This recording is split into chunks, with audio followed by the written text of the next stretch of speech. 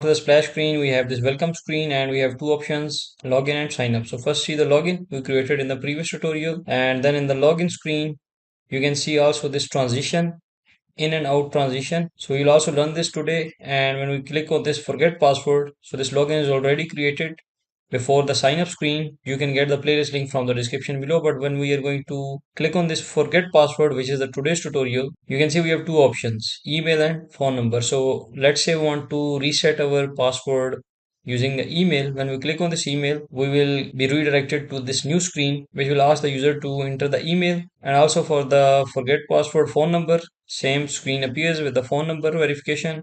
And when the user is going to provide the phone number, it will be redirected towards the OTP screen, which is the next tutorial. So once the user enter the OTP, then his account will be verified. And once the verification process has been completed, then we will allow the user to reset his password, right? So this is what we are going to create.